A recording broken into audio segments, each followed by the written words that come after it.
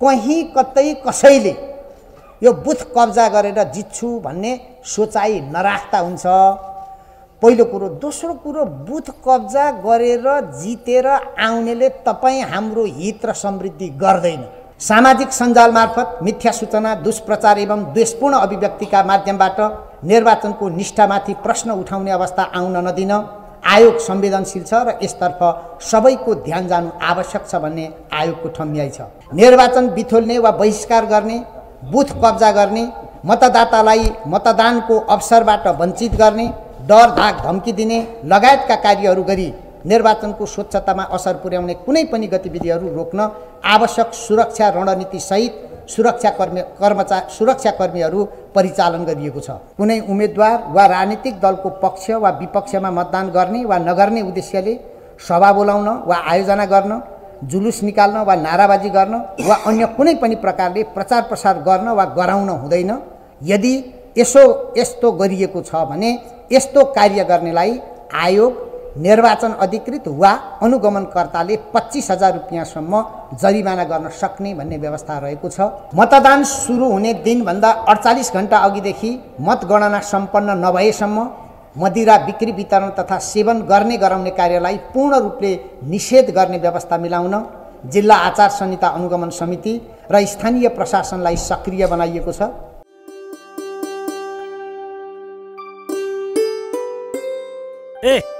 यसरी सामाजिक सञ्जालबाट कसैको चरित्र हत्या, व्यक्तिगत लालसना, मानहानि गर्नु हुँदैन रे। कसले भने? निर्वाचन आयोगले निर्वाचन आचार संहिता 2079 लागू गरेको छ। यो फेक आइडी त हो नि, कसले थाहा पाउँछ र? के गर्दैछौ तिमीहरू? उम्मेदवारलाई गाली गर्दैछ। ए बाबु, यसो गर्नु हुँदैन। हेर, सामाजिक सञ्जालमा यसरी गलत, भ्रामक वा द्वेषपूर्ण सूचना प्रवाह गर्न र कसैलाई होच्याउनु हुन्न। हो र बुवा, यसले पनि अघि भन्दै थियो, मैले पत्याकै थिइनँ। कुनै प्रयोजनको लागि प्रकाशन वा प्रसारण भएका सूचना वा सामग्रीलाई निर्वाचनमा प्रभाव पर्ने उद्देश्यले तोडमोड गरी सामाजिक सञ्जालमा शेयर, कमेन्ट, ट्याग गर्नु वा गराउनु हुँदैन। ओहो, म सबै डिलिट गरिहाल्छु। निर्वाचन आचार संहिता 2079 पालना गर्नु हाम्रो कर्तव्य हो। निर्वाचन आयोग। निर्वाचन आयोगले मङ्सिर 4 गते एकै चरणमा हुने प्रतिनिधि सभा तथा प्रदेश सभा सदस्य निर्वाचन 2079 को तयारी कार्य लगभग पुरा गरिसकेको छ। निर्वाचनमा 1,79,88,570 मतदाताले 10,892 मतदान स्थलमा रहेका 22,227 मतदान केन्द्रबाट मताधिकारको प्रयोग गर्दै हुनुहुन्छ। यसै गरी यो पल्ट निर्वाचन आयोगले अस्थायी मतदाता नामावली समेत तयार गरेर मतदानको अवसर प्रदान गरे स्वरूप 141 वटा अस्थायी मतदान केन्द्र र आफूलाई पाएक पर्ने तथा आफू खटिएका मतदान केन्द्रबाट करिब 4,50,000 अस्थायी मतदाताले प्रतिनिधि सभाको समानुपातिक निर्वाचन प्रणालीतर्फ मतदान गर्नुहुनेछ। यो निर्वाचनमा प्रतिनिधि सभातर्फ पहिलो हुने निर्वाचित हुने निर्वाचन प्रणालीका लागि 2,412 जना उम्मेदवार चुनावी प्रतिस्पर्धामा हुनुहुन्छ। यसै गरी प्रतिनिधि सभाको समानुपातिक निर्वाचन प्रणालीतर्फ 2,179 उम्मेदवारको नाम अन्तिम बन्द सूचीमा कायम गरिएको छ। प्रदेश सभातर्फ पहिलो हुने निर्वाचित हुने निर्वाचन प्रणालीका लागि 3,224 जना उम्मेदवार चुनावी प्रतिस्पर्धामा हुनुहुन्छ भने प्रदेश सभाको समानुपातिक निर्वाचन प्रणालीतर्फ 3,708 जना उम्मेदवारको नाम अन्तिम बन्द सूचीमा कायम छ। यसरी आसन्न निर्वाचनमा प्रतिनिधि सभा तथा प्रदेश सभाको पहिलो हुने निर्वाचित हुने निर्वाचन प्रणालीको लागि कुल 5,636 उम्मेदवार चुनावी प्रतिस्पर्धामा हुनुहुन्छ भने प्रतिनिधि सभा तथा प्रदेश सभाको समानुपातिक निर्वाचन प्रणालीतर्फ 5,907 उम्मेदवारको नाम अन्तिम बन्द सूचीमा कायम गरिएको छ। हुने निर्वाचित हुने निर्वाचन प्रणालीका लागि 4,06,05,000 मतपत्र र प्रतिनिधि सभा तथा प्रदेश सभाको समानुपातिक निर्वाचन प्रणालीका लागि 3,98,21,500 मतपत्र।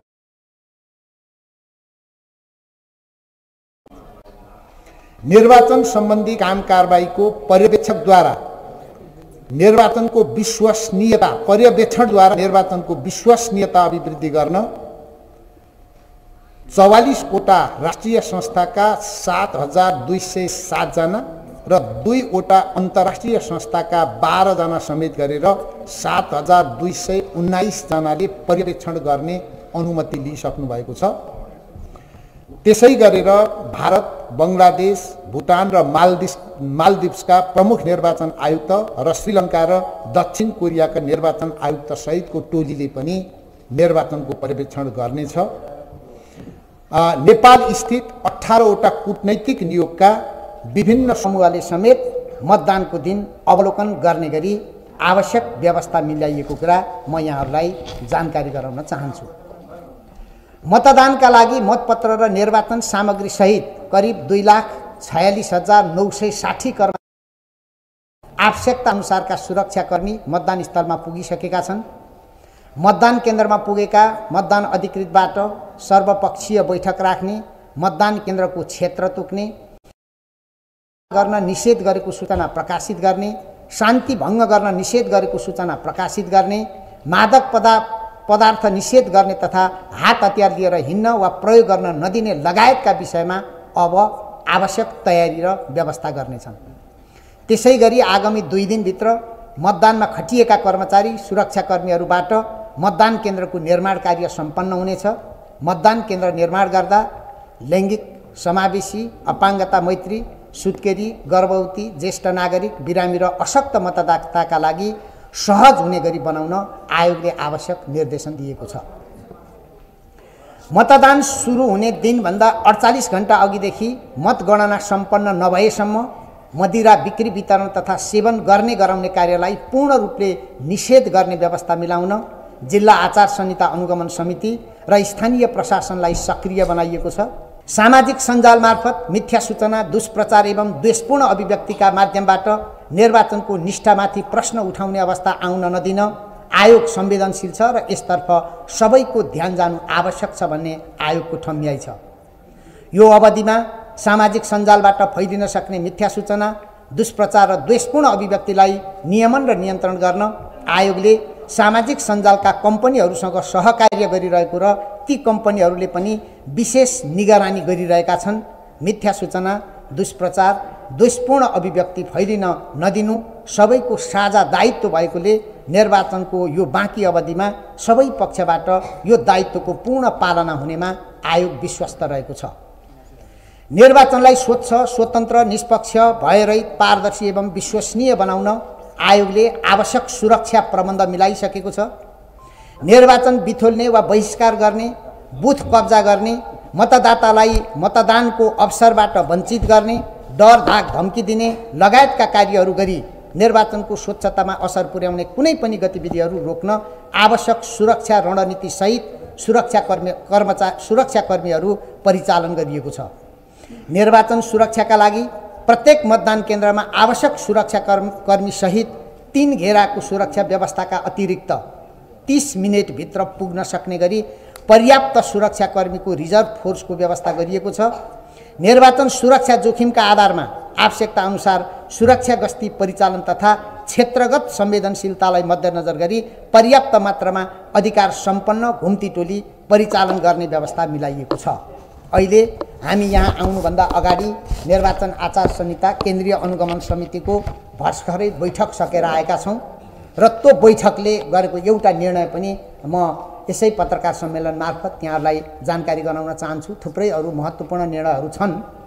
त्यसका अतिरिक्त अहिले आयोगले र यो समितिले महसुस गरेको विषय के हो भने निर्वाचन कसुर तथा सजाय ऐनको दफा 24 को 5 ले कसैले पनि मतदान हुने दिनभन्दा 48 घण्टा अघिदेखि मतगणनाको काम पुरा नभएसम्म कुनै उम्मेदवार वा राजनीतिक दलको पक्ष वा विपक्षमा मतदान गर्ने वा नगर्ने उद्देश्यले सभा बोलाउन वा आयोजना गर्न, जुलुस निकाल्न वा नाराबाजी गर्न वा अन्य कुनै पनि प्रकारले प्रचार प्रसार गर्न वा गराउन हुँदैन। यदि यस्तो गरिएको छ भने यस्तो कार्य गर्नेलाई आयोग, निर्वाचन अधिकृत वा अनुगमनकर्ताले 25,000 रुपियाँसम्म जरिमाना गर्न सक्ने भन्ने व्यवस्था रहेको छ। आयोग त यहाँ काठमाडौँमा छ, तर हाम्रा निर्वाचन अधिकृत र अनुगमनकर्ताहरू स्थानीय तहमै भएको हुनाले उहाँहरूलाई यो व्यवस्था प्रभावकारी ढङ्गले कार्यान्वयन गर्नको निम्ति निर्वाचन आचार संहिता केन्द्रीय अनुगमन समितिले आजै निर्णय गरेर निर्देशन दिएको बेहोरा समेत म जानकारी गराउन चाहन्छु। अन्त्यमा आयोगले निर्वाचनको सञ्चालन र व्यवस्थापन सम्बन्धी सम्पूर्ण व्यवस्थापकीय कार्य सम्पन्न गरिसकेको र आवश्यक सुरक्षा व्यवस्था मिलाइसकिएकोले सम्पूर्ण मतदाताहरूलाई कसैको डर, धाकधम्की र प्रलोभनमा नपरी आफूलाई मन परेको राजनीतिक दल तथा उम्मेदवारको निर्वाचन चिन्हमा मतदान गरी आफ्नो मताधिकार प्रयोग गर्न आयोग सबैसँग हार्दिक आग्रह गर्दछ। साथसाथै निर्वाचनको मिति तोकिएदेखि नै निर्वाचनका विविध पक्षमा निरन्तर समाचार सङ्कलन र सम्प्रेषण गरेर मतदाताहरूलाई सुसूचित बनाउने तथा आयोगलाई पृष्ठपोषण गर्ने कार्यमा सदैव लागि पर्नुभएका आदरणीय सम्पूर्ण सञ्चारकर्मी तथा आम सञ्चार माध्यमहरूलाई आयोग हार्दिक धन्यवाद दिन चाहन्छ। यो पल्ट मतदाताभन्दा बढी मत हुने छैन। त्यो मात्रै नभनौँ, हामीले मतगणना गर्न प्रारम्भ गर्नुभन्दा अगाडि कुन कुन ओडाको कुन कुन मतदान केन्द्रमा कति कति मत खसो र त्यो बाहिरी आँखाले हेर्दा अस्वाभाविक लाग्ने हुन्छ कि हुँदैन। अर्थात् उदाहरणको लागि कहीँ 100% मतदान भयो, सुन्दा साह्रै राम्रो, बुझ्दा अत्यन्त कठिन, यस्तो विषयलाई समेत हेरेर यदि अस्वाभाविक मतदान भएको छ भने आयोगले त्यसलाई फेरि अर्को मतदान गर्छ। तर यो चाहिँ कुनै पनि तरिकाबाट गरिएको यो मतदानलाई अवाञ्छित तरिकाबाट यसलाई प्रभावित गर्ने कामलाई हामीले सहँदैनौँ र त्यो मान्दैनौँ भनेर भनेका छौँ। अघि भर्खरैको बैठकमा पनि त्यो निर्णय भएको छ। यसमा ढुक्क हुनुहोस्, यो तथ्याङ्क तपाईँको त्यो सुन्दर कलमले लेख्नुपर्ने छैन। यो प्रेस कार्ड प्रयोग गर्ने विषय चाहिँ अब अहिले हामीले निर्णय गरेर सबै पठाइसकेकै छौँ। अब 6वटा डकुमेन्ट नभएको त्यही मात्रै भएको कोही हुनुहुन्छ र अप्ठ्यारै पर्छ भने हामीले त 6वटा डकुमेन्टबाट पाउने त भनेर भनिदिएको छ। ती 6वटा नभएको र त्यो एउटा मात्रै भएको हुनुहुन्छ भने त्यसलाई हामीले अलिकति छुट्टै ढङ्गले विचार विमर्श गरौँला।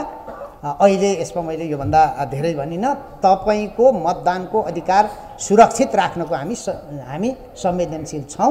6वटा डकुमेन्ट मैले पढेर सुनाउनु परेन होइन, त तपाईँलाई क्लियरै छ। अब यो अघि अलिकति यो निर्देशन भयो कि भएन, प्रेस विज्ञप्ति मात्रै कि भनेर भन्नुभएको छ। हामीले अहिले चाहिँ जेइओसी भनेर हामीले जोइन्ट इलेक्सन अपरेसन सेन्टर भनेर स्थापना गरेका छौँ। गृह मन्त्रालयको सहसचिवज्यूको संयोजकत्वमा सबै सुरक्षा निकायका यो चाहिँ प्रथम श्रेणीका अधिकृतहरू भएको त्यो समिति छ र त्यसले कहीँ कुनै सूचना आउन साथ हामी यतातिर कागजको हकमा प्रेस विज्ञप्ति निकाल्छौँ भने त्यसले तत्तत निकायलाई जहाँ जे समस्या आएको छ, कहीँ वाद विवाद भएको होला, कहीँ झै झगडा भएको होला, कहीँ कसैलाई चाहिँ प्रचार प्रसारमा अवरोध भएको होला, त्यसलाई हामीले सिधै निर्देशित गर्छौँ। यो दुईटा कुरा सँगसँगै हुन्छ। अब यो भोजभतेर गर्न नियन्त्रण गर्ने भन्ने विषय छ। यो स्वाभाविक रूपले मैले अघि भनेको विषयले पनि इङ्गित गर्दछ। अहिले हामीले यो अघि मैले सुरुमा राखेको कुराले पनि भनेको छ, स्थानीय तहका सम्पूर्ण सुरक्षा निकायहरू जो क्रियाशील छन् तिनले देख्लान्। अहिले खटिएको चाहिँ मोबाइल टिम, त्यसै गरेर सुरक्षाको निम्ति खटिएका कर्मचारी लगायत जो कोहीले पनि त्यसलाई आफ्नो कर्तव्य सम्झेर हामीलाई सूचना दिनुहोस्, कारबाही गर्ने निकायले कारबाही गर्नुहोस् भनेर भनेका छौँ। त्यसकारण यो सम्पूर्ण रूपले निषेधित छ। अब अघि यहीसँग रिलेटेड तपाईँले एउटा प्रश्न चाहिँ सोध्नुभयो, कसैको भोलि नै बर्थडे परेछ, धुमधामले बर्थडे मनाउँछु भनेछ, बाहिर निस्किन पाएन। अब भित्रै गर्ने कुरालाई, घरभित्रको कुरालाई आयोगले त्यति धेरै हेर्न पनि हुँदैन होला। यसलाई पनि तपाईँहरूको सुझाव पाऊँ। बाहिर निस्केर को चाहिँ अब चाहिँ गएर म चाहिँ यही बेला बर्थडे छ उम्मेदवारको, अब अरूले गरेकोलाई पाइयो है। फेरि अरूको विषयमा मैले भनेको छैन। उम्मेदवार, राजनीतिक दल अर्थात् निर्वाचनमा प्रभाव पार्ने व्यक्तिहरू सकेसम्म यो 3-4 दिनभित्र जन्मिएका नपरुन् है भन्ने अपेक्षा छ। परिहाले भने पनि भित्रै बसेर जो जे गर्नुपर्ने छ गरून्। त्यो गरेको कुरो पनि फोटो खिचेर फेरि सामाजिक सञ्जालमा नहालुन्। 4 गतेपछि त उहाँहरूलाई हामीले स्वतन्त्र छोडिहाल्छौँ। यति भने यसमा बडा राम्रो चाहिँ एउटा जिज्ञासा राख्नु भएको छ। पहिले बुथ कब्जा भएका ठाउँमा के गर्ने, यो क्वेसन चाहिँ अप्ठ्यारो। पहिले नि बुथ कब्जा भएका ठाउँमा त हामीले फेरि चुनाव गरिहाल्यौँ नि, अस्ति 86 ठाउँमा गरेकै हो। तर तपाईँको सङ्केत के हुनसक्छ भने अलिकति अस्वाभाविक मतदान भएका ठाउँहरू हुनसक्छ यो। त्यसकारण अहिले हामीले संवेदनशील मतदान केन्द्रहरूको व्याख्या विश्लेषण गर्दा त्यहाँ भएका गतिविधिहरूका अतिरिक्त 64 सालदेखि 79 सालसम्ममा भएका त्यहाँका घटनाहरू साथसाथमा अलिकति अस्वाभाविक मतदान भएका केही स्थलहरूलाई समेत विशेष सूचीमा राखेका छौँ। त्यो दिन हामीले केही ठाउँहरूमा हवाई गस्ती पनि गर्नुपर्छ भनेर त्यो पनि आवश्यक तयारी गरेका छौँ। त्यसकारण कहीँ कतै कसैले यो बुथ कब्जा गरेर जित्छु भन्ने सोचाइ नराख्दा हुन्छ, पहिलो कुरो। दोस्रो कुरो, बुथ कब्जा गरेर जितेर आउनेले तपाईँ हाम्रो हित र समृद्धि गर्दैन। त्यो त बेइमान हो नि। लोकतन्त्रलाई माथि बेइमान गर्नेहरूले यो मुलुकको समृद्धि, लोकतन्त्रको विकास, हाम्रा कुरा यी चाहिँ निर्वाचनको स्वच्छतामा काम गर्दैनन्। त्यस्तालाई त तपाईँहरूले पनि ठाउँको ठाउँ रोक्नको निम्ति आवश्यक हामीलाई चाहिँ सूचना पनि दिनुहोस्, हामी पनि त्यसमा चाहिँ जान्छौँ। अहिले साह्रै राम्रो कुरा उठाउनु भयो। अब हामी यसलाई सोध्छौँ अन्तिम दिन एउटा चाहिँ आह्वान गर्ने कि भन्ने हो, छोटो होइन, 5 मिनट जतिको एउटा कुनै आह्वान गर्दा राम्रै होला। अब त्यसलाई हामीले चाहिँ 3 गते बेलुका 3-4 बजेतिर कुनै टाइम गरेर तपाईँलाई सूचना आउँछ। तपाईँको माग सम्पूर्ण रूपले पुरा भयो, काम चाहिँ गर्न बाँकी छ, गरौँ, त्यसले राम्रै सन्देश जान्छ जस्तो लाग्यो। तपाईँहरूसित फेरि पनि भेटघाट हुन्छ। मैले चाहिँ 4 गते चाहिँ अलिकति दिउँसो पनि एकचोटि अलिकति केही भन्न पर्छ कि अलिकति त्यसभरि भएको घटनालाई लिएर भन्ने सोचाइ मात्रै हो, यो फाइनल होइन। अन्तिममा त हामी भेट हुन्छौँ भनेकै हो। अब यो सीमा सुरक्षाको व्यवस्था चाहिँ 72 घन्टादेखि रोक्ने भनेर अब त्यो 2 देशको चाहिँ हाम्रो चाहिँ तत्त ठाउँका साथीहरूले निर्णय नै गरिसक्नु भएको छ। मलाई लाग्छ अहिले यो बन्दै भइसकेको अवस्था छ, यसमा हामीलाई कुनै त्यत्रो ठुलो इस्यु छैन। समानुपातिक तर्फका उम्मेदवारहरूको विषयमा कानुनमा स्पष्ट व्यवस्था नभए पनि आयोगले आजै अहिले निर्णय गरेर हामीले तयारी गरिराखेका छौँ। यो निर्णय गर्न चाहिँ बाँकी छ, हामी छलफलमै छौँ। जसको जुन जिल्लाको मतदाता नावलीमा नाम छ त्यही जिल्लाबाट यो बन्द सूचीको नाम हेरेर उम्मेदवारको परिचय पत्रसम्म दिने गरी व्यवस्था गरिदिए राम्रै होला भन्ने आयोगले सोचेको छ। यसलाई हामीले सम्बन्धित प्रदेश तथा जिल्ला निर्वाचन कार्यालय मार्फत त्यो बन्दोबस्त गर्न प्रयास गर्छौँ। अब मतदाताको नाउँमा अरूले मतदान गर्न पाउने भन्ने कुरै भएन अहिले यसपालि। यसमा चाहिँ अलिकति प्रश्न के पारौँ भने यसमा बिचमा पनि आयोगले निर्देशन जारी पनि गरिसकेका छ। जो अशक्त मतदाता हुनुहुन्छ, दृष्टिविहीन हुनुहुन्छ, बिरामी वा अन्य कारणले काम गर्न नसक्ने चाहिँ के अरे मत दिन नसक्ने हुनुहुन्छ, उहाँहरूको हकमा आफैसँग आएको एका घरको, ऐनले नै भन्छ त्यो एका घरको उहाँको सहयोगी र त्यो भएन भने चाहिँ त्यहाँको निर्वाचन मतदान अधिकृतले चाहिँ त्यो मतदान कक्षमा गएर उहाँले भनेको ठाउँमा मतदान गरिदिने भन्ने कानुनी व्यवस्था छ। त्यसकारण अब कहीँ कसैले यतिजनाको त म हाल्न पाऊँ, हामीले त सुनेका यतिजनाको चाहिँ फलानालाई दिउँ, यति चाहिँ हामी गर्छौँ नि भन्ने यदि कसैले गर्छ भने हरेक मतदाता बराबरी हो। सबैले मतदान गर्न जान्दछन्, सक्छन्। जान्दैनन् भने ती सुधेर गर्न पाइने व्यवस्था भएको हुनाले अब वारेस राखेर मतदान गर्ने दिन गए, वारेसले अरू के काम गर्ने हो गरे हुन्छ। यो मतदानको दिन आफैले भनेको उम्मेदवार वा चाहिँ राजनीतिक दलको चिन्हमा मतदान गर्ने व्यवस्था हामी स्ट्रिक्टली यसलाई चाहिँ कार्यान्वयन गर्छौँ। तपाईँहरूले पनि यसलाई तदनुसार चाहिँ सूचना प्रवाह गरिदिनको निम्ति म अनुरोध गर्दछु। पर्सामा भेटिएको चाहिँ मतपत्र भन्नुभयो, त्यो नक्कली भनेपछि चाहिँ त्यस्तै भयो भने नक्कली हो होइन, हाम्रो जस्तै मतपत्र निस्केको होइन। त्यो कान कतै रङै मिल्दैन, त्यसकारण त्यो निर्वाचन आयोगको नक्कली मतपत्र भन्ने खाले छैन। हामीले हेऱ्यौँ त्यसलाई पनि, त्यो धेरै फरक छ। आयोगको मतपत्र छुट्टै छ, त्यसकारण चिन्है फरक छन्। त्यसकारण यदि कसैले नमुनाको रूपमा बनाएर प्रचार प्रसारको सिलसिलामा गरेको भए त्यो भिन्दै विषय हो। हाम्रो जस्तै मतपत्र नक्कली मतपत्र छापेर ल्याउन सक्ने मिसिन छ जस्तो हामीलाई लाग्दैन। हामी यसमा अत्यन्त ढुक्क छौँ, तपाईँहरू ढुक्क हुनुहोस्। कोही आन्तरिक यो कसरी छापिन्छ भन्ने कुरा पनि बुझ्न चाहनुहुन्छ भने पनि हामी त्यो समय सन्दर्भसँगै अहिले कस्तो प्रविधि छ भनेर भनौँला। अब यो पैसा थाप्ने मेसिन आदि इत्यादि बनाएको चाहिँ त्यो अलि लामो समय त्यसलाई हेरेर होला। हाम्रो त त्यो गोपभित्र छ, कसैले देखेकै छैन कस्तो मतपत्र छ भनेर। अब कसरी नक्कली बनाउन सक्छ? त्यही दिन मात्रै देखिन्छ। त्यस कारण यसमा हामी कुनै पनि चाहिँ ढुक्क छौँ यसमा। अब पूजाआजा गर्ने बर्थडेको कुरा अघि नै भने नदोर्याउँ होइन, आदि इत्यादिका कुरा हामी आन्तरिक अब कसैको भित्र हुने कुरादेखि बाहेक अब ठुल्ठुला पूजाआजा पनि 5-6 गते पछि गरे भइगयो होइन। अब अलिकति यो तुलसीको आहुति दिने यस्ता खतरा खुत्रुक छन् भने आफू घर परिवारका मान्छे खुसुक बसेर भइगयो। त्यस कारण यस्तामा हामी त्यति वरि गर्दैनौँ, कसैले त्यस्तो दुस्साहस नगर्ला। त्यो पनि उम्मेदवारले र राजनीतिक दलको मत माग्ने मान्छेले चाहिँ नगरिदिए हुन्छ। 3-4 दिन गर्दैमा भगवान् रिसाउँदैनन्, त्यसलाई मिलाएर भगवान्सित आफै मिलाउनुहोस् कुरा। अब मैले त्यसमा के भनौँ। अब मतदाता शिक्षाको विषय मैले अब कतिको पुगेको छ भन्ने विषयमा हामीले यो पल्ट सबै वडालाई परिचालन गरेर गाउँपालिका र नगरपालिकाको वडा मार्फत सामुदायिक चाहिँ सामाजिक परिचालकहरू परिचालन गर्यौँ। एक दोस्रो, सबै गैर सरकारी संस्था सामाजिक संस्थालाई अनुरोध गरेर तपाईँहरूको कार्यक्रम अन्तर्गत हामीले डकुमेन्ट दियौँ र त्यहाँबाट परिचालन गर्ने प्रयत्न गऱ्यौँ। र अरू सामाजिक सञ्जाल लगायत मिडियाहरू मार्फत गरिएको विषय तपाईँहरूलाई थाहा नै छ। कुनै पनि साप्ताहिक पत्रिकासँग हाम्रो कुनै पनि आग्रह पूर्वाग्रह अथवा अर्को कुनै पनि त्यस्तो नहोस्, गरौँ नगरौँ भन्ने विषय केही होइन। आयोगले यो सम्बन्धी कार्यदल बनायो। कार्यदलले प्रचार प्रसारको सन्दर्भमा यो विधि चाहिँ अवलम्बन गरौँ भन्यो। त्यही विधि अन्तर्गत यो कार्यहरू गरिएको हुनाले र अघि यहीसँग जोडेर मैले भने निर्वाचन प्रचार प्रसारको विषयमा निर्वाचन आयोगले कसैलाई आजका मितिसम्म रु1 पनि भुक्तानी दिएको छैन। अब भुक्तानी नदिँदै घोटाला भयो भने यो फेरि नयाँ टाइपको घोटाला होला, यसलाई पनि हामीले पनि बुझ्छौँ होइन।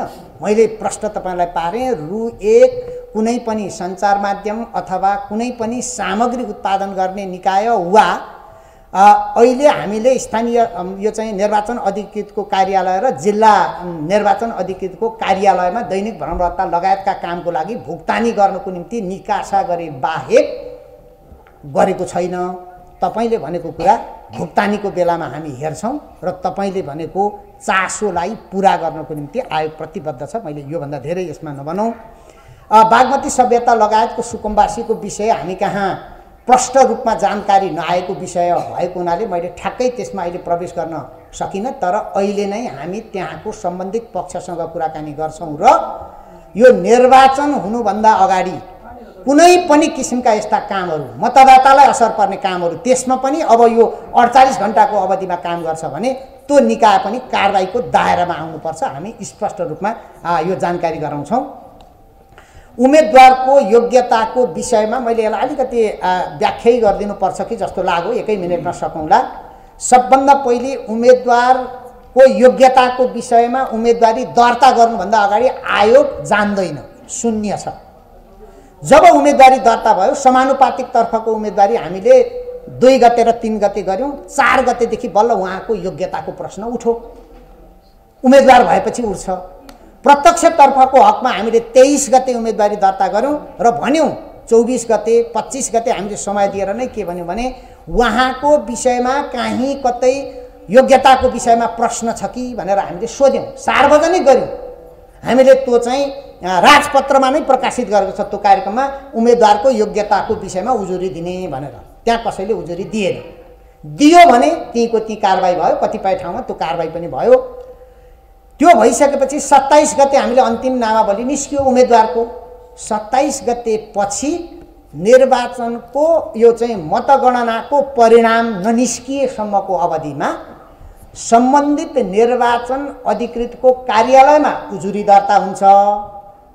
उसले 7 दिनको अवधि ऐनले लेखेको भएको हुनाले ऐनमै छ, 7 दिनको अवधि दिएर स्पष्टीकरण सोध्छ। स्पष्टीकरण आयो भने त्यो स्पष्टीकरण र यदि कसैले स्पष्टीकरणको जवाफै दिएन भने त्यो सहितको डकुमेन्ट आयोगमा आउँछ। आयोगले आवश्यक बुझ्नुपर्ने कुराहरू भनिसकेपछि अघि तपाईँले सोधेको प्रश्नमा त्यो विषयमा हामीले आफै जान्यौँ भने हामीले आफै निर्णय गरिहाल्छौँ। तर हामीले निरूपण गर्न नसक्ने विषय छ भने, जस्तो उदाहरणको लागि मैले अब यति भन्दा कसैलाई अप्ठ्यारो नहोला कि कुनै विषयमा यस्तै हामीले निर्णय गर्नु पर्यो, हामीले त्यो निजको यो पद चाहिँ लाभको पद हो कि होइन भनेर सम्बन्धित निकायमै सोध्यौँ। उसले के पद ग्रहण गरेको छ भने त हामी त जान्दैनौँ नि त, सोध्यौँ। उहाँले दिएको प्रमाणको आधारमा हामीले डिसिजन गऱ्यौँ। त्यस्तै अरू कुनै पनि विषयमा आयोगले आफै निरूपण गर्ने विषय छ भने 7 दिनभित्र आयोगले निर्णय गर्छ, 8 दिन पुग्न पाउँदैन। अर्को निकायलाई सोध्नुपर्ने छ भने त्यो अवधिमा हामीले सोधेर क्लियर हुन्छौँ। किन पनि हामी त्यसो गर्दछौँ भने हामीले गरेको निर्णयमाथि सम्मानित अदालतमा पुनरावेदन लाग्छ। हाम्रो निर्णयको मसी नसुक्दै अन्तरिम आदेशको झड्का खान आयोगलाई पनि इच्छा छैन, हुँदैन। तर त्यसो भनेर आयोगले आफूले गर्ने प्रशासनिक अथवा अर्धन्यायिक प्रकृतिको निर्णय नगर्न पनि सक्दैन। त्यसपछि फेरि हामी जाने बाटा हाम्रा पनि छन्। सम्झिनुहोस्, यति गरिसकेपछि कुनै उम्मेदवार क भन्ने उम्मेदवारले मत परिणाम पनि प्राप्त भयो भने त्यसपछि पनि उहाँको योग्यताको विषयमा सम्मानित सर्वोच्च अदालतमा मुद्दा लाग्छ। त्यो पनि कानुनी व्यवस्था छ। त्यो 5 वर्षे अवधिसम्म उम्मेदवार ढाँटेर, उम्मेदवारले कुनै योग्यता ढाँटेर आएको छ भने त्यो एउटा चाहिँ खतराको तरवार सधैँ त्यो घाँटीमा झुन्निराखेकै हुन्छ। कहाँबाट डिसिजन हुन्छ भन्ने कुरो मात्रै हो। अहिले हामी यति बेला आएका उजुरीहरू यो मत परिणाम चाहिँ घोषणा हुनुभन्दा अगाडिको हकमा हाम्रो निर्णयको दायराभित्र छ।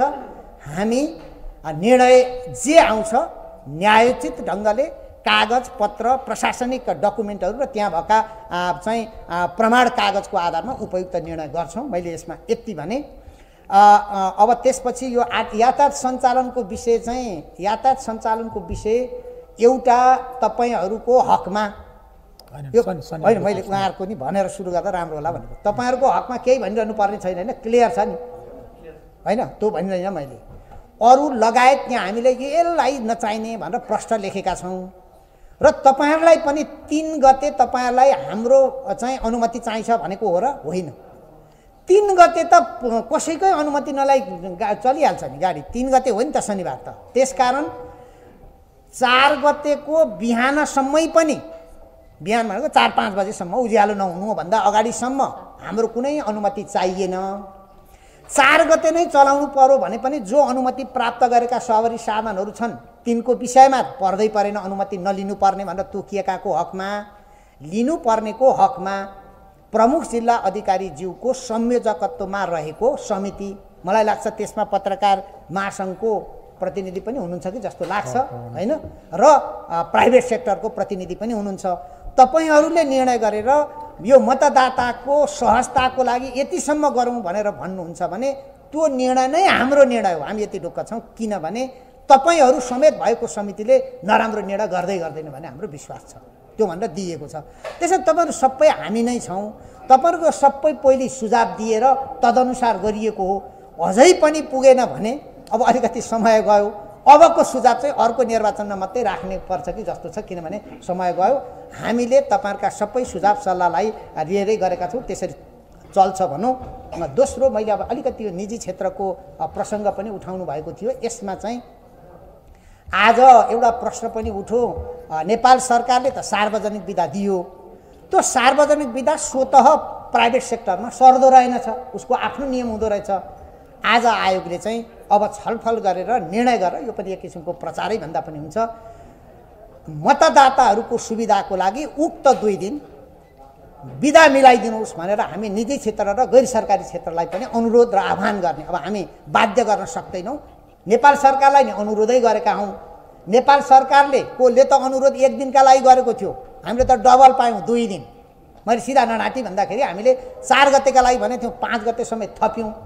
प्राइभेट सेक्टर झन् उदार भएर 2 दिनमा आएको 3 दिन दिनुहुन्छ भने पनि मतदाताको सुविधाका निम्ति गरिएको काममा आयोग खुसी व्यक्त गर्दछ। यसमा अरू केही गर्नुपर्ने विषय लाग्दैन।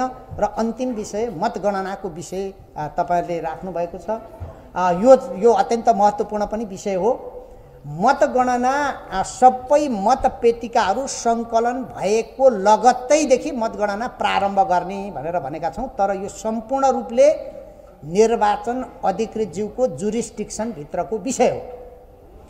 हामी चाहिँ एउटा कार्यविधि समेत बनाएर यो चाहिँ उहाँहरूलाई प्रेरित गर्छौँ। आयोगको योजना चाहिँ 3 दिनभित्रमा भनिसकेपछि 4 गते बेलुका सबैतिर एकदम प्रभावकारी ढङ्गले निर्वाचन सम्पन्न भइसक्छ, कहीँ दोहोऱ्याउनु पर्दैन आएको यो विश्वास छ।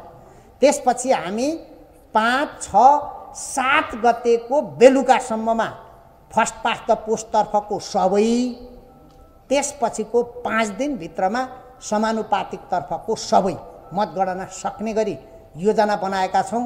हामीले पहिले पनि भनेका छौँ, हामी मङ्सिरको 22 गते सम्पूर्ण रिपोर्ट बोकेर यो चाहिँ सम्मान्य राष्ट्रपतिज्यू समक्ष प्रतिवेदन बुझाउन जाने तयारीका साथ काममा लागिराखेका छौँ। सबैबाट तदनुसारको प्रतिबद्धता र सहयोग भयो भने यो सम्भव हुन्छ भन्ने कुरामा आयोग ढुक्क छ। मैले यति कुरा राख्दै तपाईँहरूको मतपेटिकाको सुरक्षाको सन्दर्भमा सबै यसको व्यवस्थापनको निम्ति गृह मन्त्रालयले बनाएको सुरक्षा योजना अनुसार मतपेटिका र त्यहाँको मतदान अधिकृत तथा राजनीतिक दलका प्रतिनिधि छुट्टै अनि सँगसँगै अघि र पछि सुरक्षा निकायको सुरक्षा टोली सहित लाने गरी योजना बनाएको छ। त्यसको निम्ति आयोगले आवश्यक रिसोर्स चाहिँ गृह मन्त्रालयलाई निकासा दिइसकेको छ र तदनुसार आइसकेपछि त अब त्यसमा सुरक्षामा कुनै प्रश्न उठ्ने विषय नै भएन।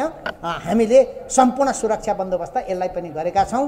तपाईहरुले मतपेटिका कहीँ कतै असुरक्षित भएर फेरि पुनर्निर्वाचनको अवस्था आउँछ कि भन्ने चासो र चिन्ता यो स्वाभाविक पनि छ। एकदम चाहिँ बाली काट्ने बेलामा असिना परे जस्तो हैन, त्यो हामीलाई पनि नहोस् भन्ने कुरामा हामी चाहिँ अत्यन्त सचेत छौँ। आवश्यक प्रबन्धसहित हामी व्यवस्था गर्छौँ। सबैलाई धन्यवाद, नमस्कार।